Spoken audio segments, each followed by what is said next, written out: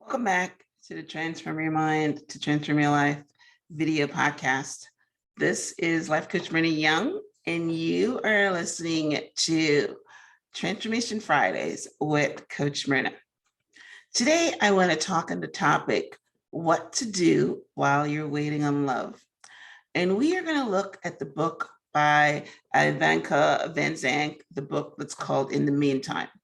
And we're going to do like a book study today. Of course, Coach Myrna is going to be giving advice and what I think that we should be doing while we are waiting on love. But Iyanla Vangant's book, In the Meantime, the author gives us instructions on how to prepare for love and what to do while we're waiting on love. She says that there are 4 floors that determine where we are in our ability to be a great partner. The basement, the first floor, the second floor, the third floor, and the attic. Obviously, what we're going to do today is we are going to dissect what it means to be living on these floors. And obviously, without even hearing another word from me, that the basement is not where you want to be, and the attic is where you aspire to get to. But before we look into where you're living in love's house, let's look at why we need love. What is love? Why do we all aspire to have this experience, right?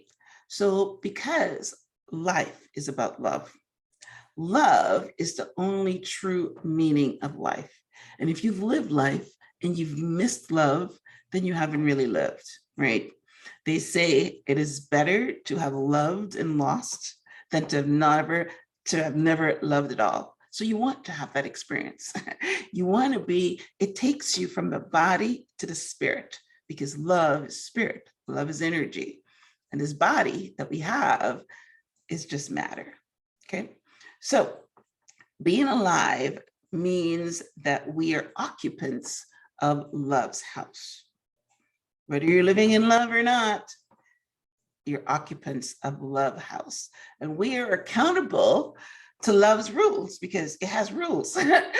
And we all want to experience it. We have rules, and it's just like motherhood, it doesn't come in a manual, but there's rules. If you can screw up your kids by not knowing what to do as a mother, even though nobody gives you a manual. Same as love, it has rules, and most of the times we mess up because we're human, right? As women in particular, we are not always aware of how our needs leads us into the dark corners looking for love. We look for love in all the wrong places. So we always seem to end up alone and in the basement, looking out the window, waiting for it to come.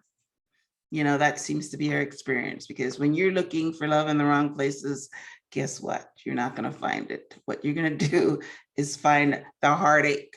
So that's why there's rules. We all have this biological clock, and we also have, culture and, people saying that you need to be in a relationship for anybody to think that you're worthy, or you need to be married and you need to have kids. And, that's our culture. If it wasn't our culture, then we wouldn't want it, right? So we want it. So our biological clock is always ticking, or we don't want to be alone. We desperately want to be loved, and we end up, with the wrong person. And men know that women are responders. So what do? They court us. They buy us dinner. They give us gifts. They treat us nicely. For what? Until the cookie comes out of the jar, right? Listen to my last episode. We'll talk about that. And then, sometimes they go on their way because they got what they want, and they move on to the next conquest, because a variety is the spice of their lives, right? Not ours.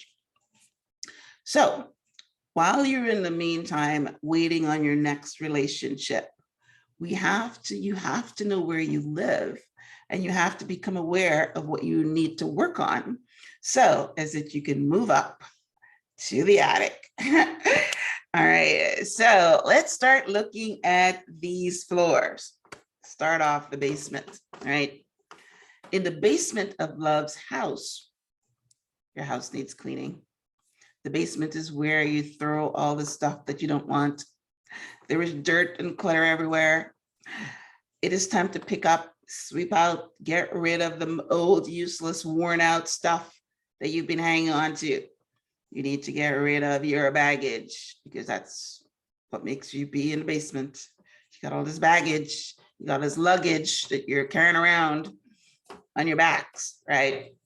It's a dirty job, but someone has got to do it, and that someone is you.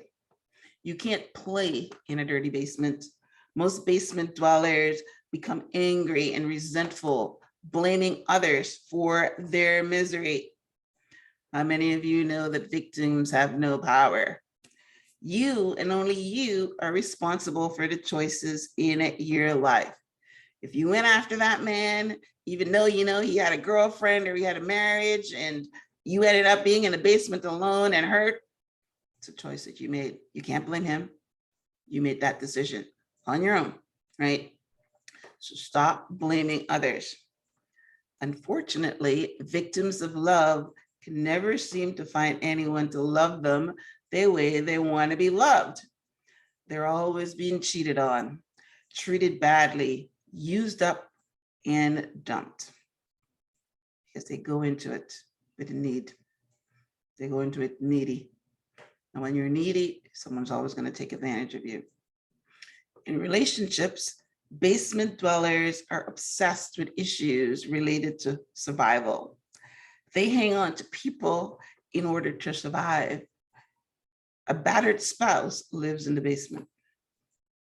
A friend of my daughter tells me the other day that she'd pick any man because she can't be alone. When she's alone, she can't get out of bed.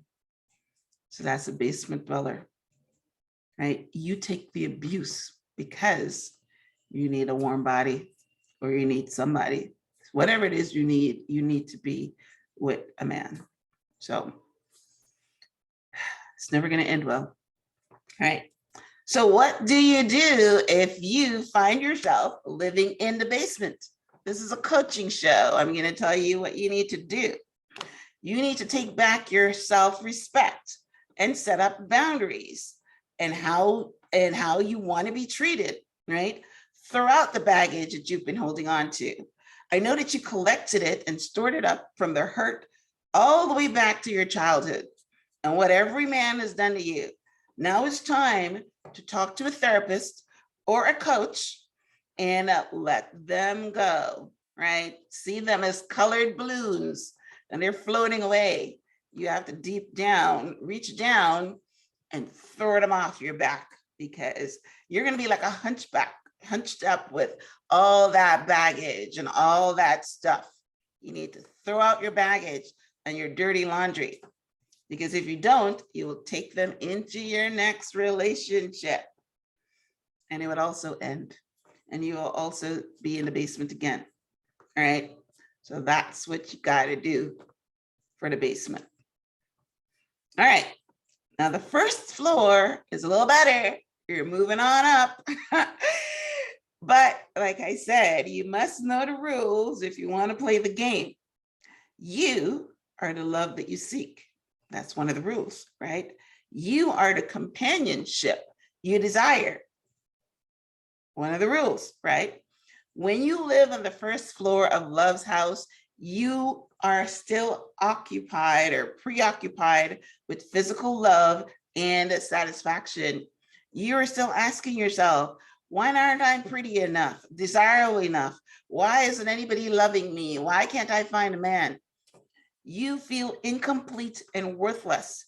You are probably blaming your parents for not loving you enough or something.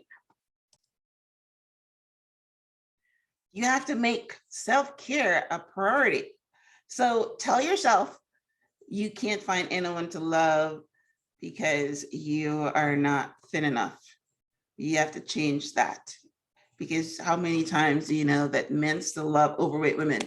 So you can't go around saying that nobody loves me, or I can't find a man because I'm overweight.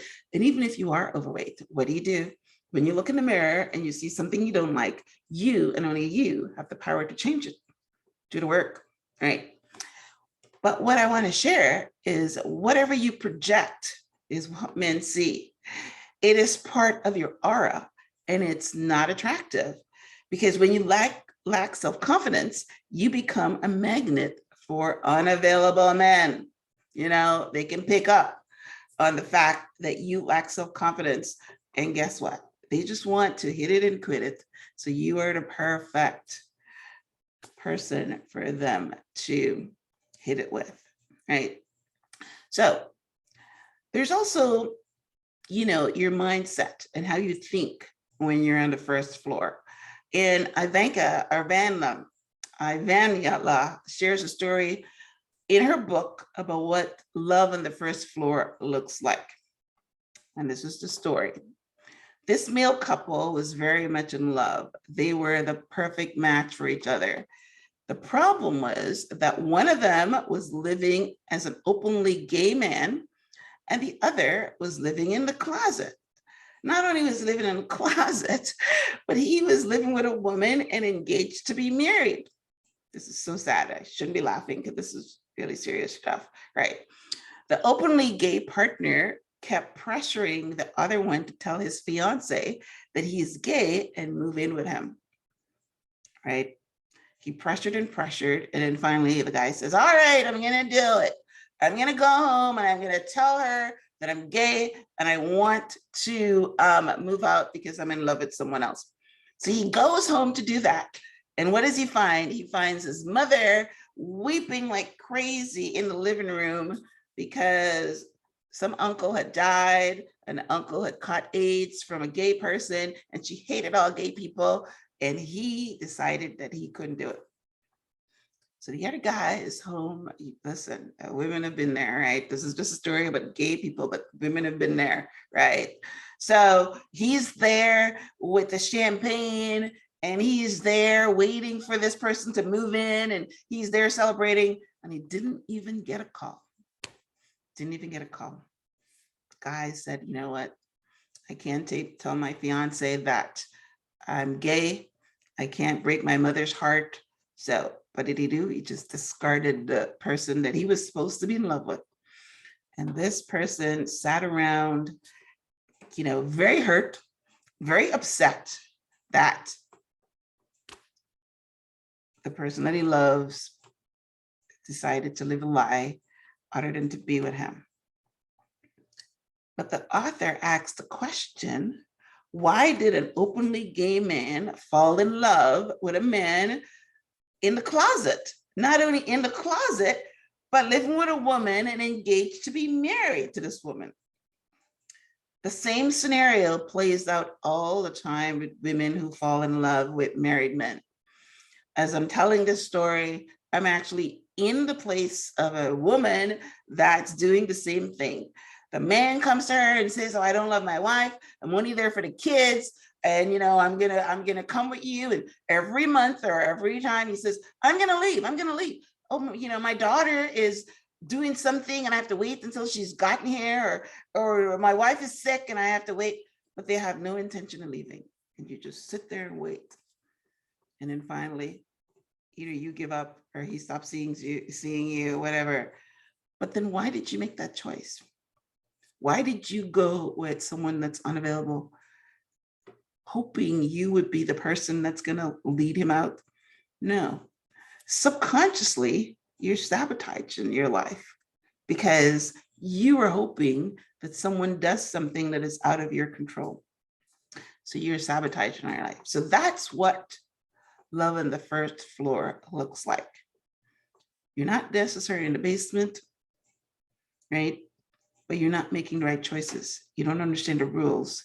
You are still not fully into your self-worth or fully into your self-esteem, right? So that's what happens. All right, we're moving on up, right? The second floor is you have to learn to have a relationship with yourself. The second floor is where you know that you're in a meantime relationship because you want to. Let's say that, I'm not, I'm not by any means, putting a stamp of approval on this. Well, let's say you meet a man that he's got a girlfriend or something, or maybe heaven forbid he's even married, right? But you don't go into it like the guy in the first floor. You don't go into it hoping that he leaves that person and comes to you. You go into it with your eyes wide open. You go into it because this is just an in the meantime relationship. Maybe you're one of these people that just want physical sex. You don't want anything more. So if he decides to not come one day, you're good because you are in it knowing that it wouldn't last. You're in it because it is an in the meantime relationship. People have those all the time. It's a really bad thing to do because one of love's rules is that you don't know when you're going to fall in love. So you might go in it thinking that you're only going to be here for a little bit, right? And then you get caught, you fall in love, and then you get hurt. So, it's not a good place to be, but at least you know what you want and your heart's not broken if somebody says, I'm not coming back again, right? So, you do not enter a relationship in need. You enter them by choice. Your eyes are wide open. This is not the forever one, but he's the one for now. Maybe you like being held. Maybe you like having company to go out. Maybe you like having someone to talk to at the end of the night before you go to bed. You know who you are, and you never lose yourself in the relationship. And nobody is using you because you are there by choice. He might think he's using you, but you're there by choice. Nobody is using you. So you are comfortable with you. You are comfortable with your choices. You're willing to wait for the right man, but in the meantime, you're not letting cobwebs, you are, you're doing something, right? You're not letting the cobwebs grow. All right, so let's get on to the third floor. We're moving on up, right? So living on the third floor is a cakewalk because you have all the information you need to move through any situation. You understand that love is an energy that heals everything. You learn to apply it to almost every situation. And here's an example of third floor love, what it looks like, right? So Tim was a surgeon and Laura was a nurse. They worked together for about a year before they started dating. When Tim suggested that they get married, Laura agreed. Shortly after the honeymoon, Laura realized that Tim was always critiquing her in a way that was like a backhanded compliment. He would say things like, why are you only a nurse? They're only glorified shop queens or slop queens. You're smart enough to be a doctor. Or he would comment on her hair. Your hair is pretty, but you know what? It will look much nicer if it was shorter or if it was straight. So what he did was he kept eroding her confidence because he was always critiquing her and trying to make it look like a compliment.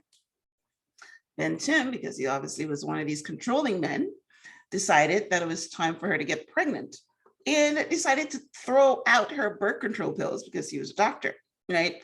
So Laura didn't want to have kids. So what did she do? She took her pills and was taking them at the gym. She kept them in her locker at the gym because she figured that, I don't even know if I want to have kids with this man. The marriage is not where I want it to be. I'm not comfortable in it. I'm not feeling it, right?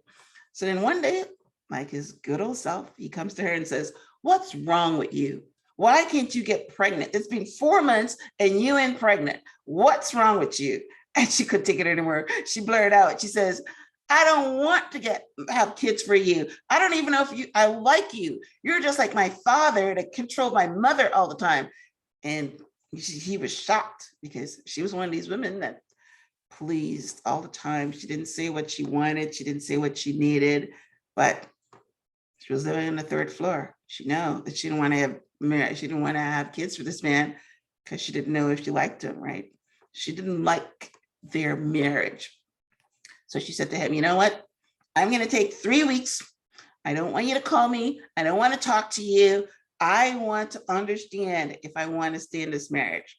I want to do the self-evaluation. I want to go through what we've got. I want to figure out if I love you, right? Because she didn't like him. That doesn't mean she didn't love him, right? So 2 different things, right? So I'm going to take this time. She texted him every day to let him know that she was okay, because, hey, men worry. If they love you, they will worry. So she texted him anyway. She kept in contact with him.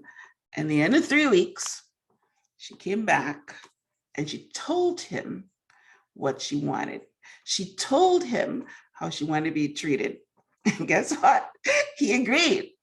When you're in the 3rd floor of love's house, you demand what you want.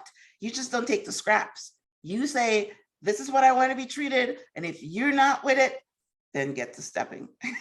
I love that. Yep. On the 3rd floor of Love House, you realize that life is but a dream and you are the dreamer.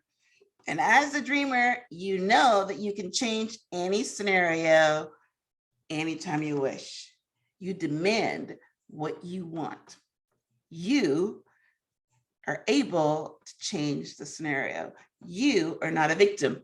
You become the player. You say what you want, right? Okay, we're at the top floor now. We're at the attic. A lot of us are never going to get there because it takes work. You've made it to the attic of love's house. Take a look around. Everything is in tip-top shape. You look good. You've done good. You've made it to the top of love's house, and love is a sweet, sweet. The attic is love's sweet, sweet. All right, you're getting the pun, right? Okay, all right. So what does it look like to live in the attic of love's house? Life in the attic is what the film The Notebook is all about. I just watched that again recently, and it's so beautiful. It was, like 100 times that I've loved it, that I've watched it. But I love love. I love love. It makes me feel good, right? I get right into it. So, but yeah, it's about unconditional love, right? You know the story, right?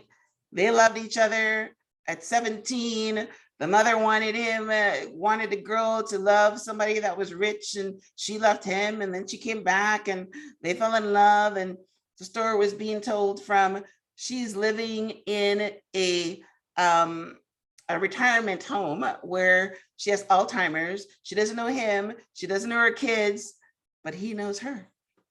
So he's there and he takes her out and he wines and dines her and he reads to her and all that. And for 5 minutes, she'll remember him. And then 5 minutes later, it'll be gone and she's screaming, "Who are you? Take your hands off of me. I don't know this man." And when the kids said to him, "Mom doesn't know you. She doesn't know us. You need to come home." He says, "Well, you know what? I know her."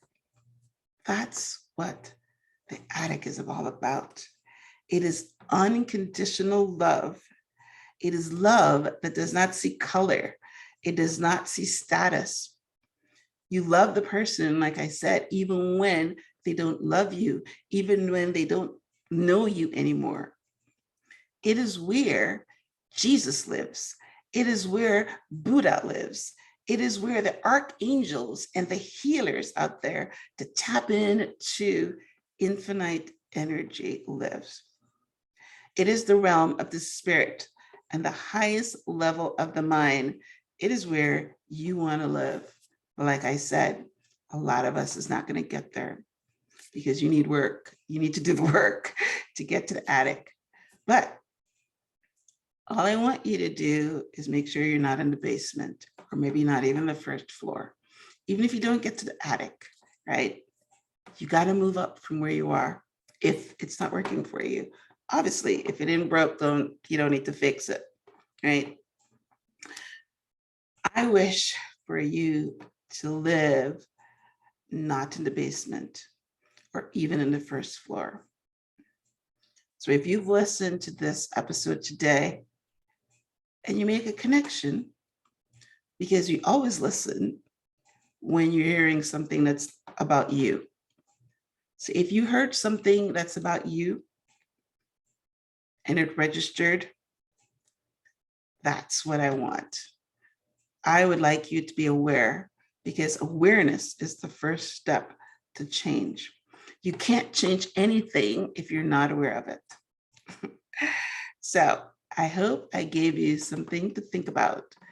And for those of you who are living in the attic, where you have this perfect world and you have a family and you have a man that loves you and everything is roses, then help another woman, right?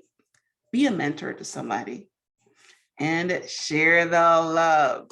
All right, well, listen, guys, thanks for tuning in to this week's episode of Transformation Fridays with Coach Myrna. Hope to see you back right here, same time next week for another episode. Until then, namaste.